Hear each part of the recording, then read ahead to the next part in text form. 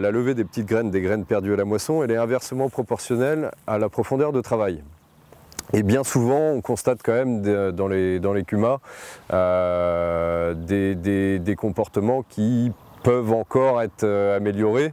Il y a des demandes qui vont dans ce sens-là, et encore plus à l'heure où le carburant a tendance à largement augmenter. Pourquoi travailler profond si au final on y perd d'un point de vue agronomique sur la consommation? L'impact de la profondeur de travail sur la consommation, c'est un lien qui est direct, sur l'usure également, sur le temps passé. Donc l'objectif ici, c'est de démontrer qu'en travaillant superficiellement, on peut avoir des bons résultats en termes de déchômage et maîtriser ces charges qui sont liées à cette activité. Pour cela, la Fédération des CUMA Île-Armor organisait une démonstration comparative de travail du sol post-moisson. Plusieurs modalités, donc là on a en arrière-plan on a le Lemken Rubin de la CUMA de BD avec un double rouleau. C'est un outil qui n'a plus ses preuves à faire, qu'on trouve dans plusieurs CUMA, qui est capable à la fois de faire du superficiel et un petit peu plus profond. On a également un vibro-déchômeur de la marque Cokerling qui est apte à faire du déchômage dans la mesure où la paille est exportée, si on n'a pas trop de résidus en surface. Les organisateurs avaient surtout convié Waderstad à venir présenter ses nouveaux cross-cutter disques. Le carrier, le déchômeur en lui-même est déjà connu, la nouveauté réside sur les disques. Pour s'en faire un point de vue, l'idée c'était de le mettre en action sur les terres d'Ifindic. On présente le cross-cutter disque, c'est-à-dire un disque avec une forme très particulière. C'est une innovation Waderstad.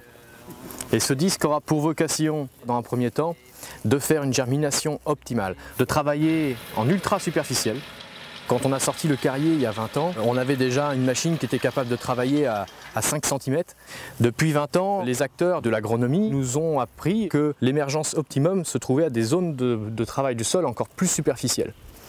Donc il fallait avoir une machine qui soit capable de travailler de façon très intense sur l'horizon, à très faible profondeur, c'est-à-dire entre 2 et 3 cm.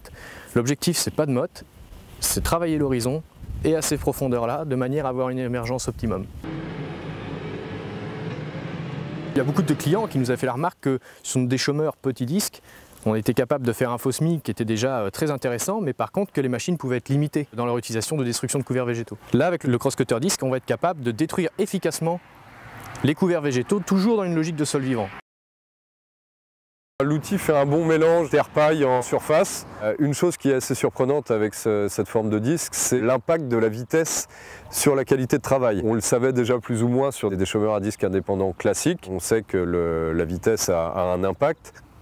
Il est encore plus prononcé avec le Waderstad. L'intérêt, c'est vraiment d'évaluer la capacité de ces outils à faire un faux semis, malgré des conditions qui sont très sèches. Le verdict, pour moi, il est dans 3 semaines.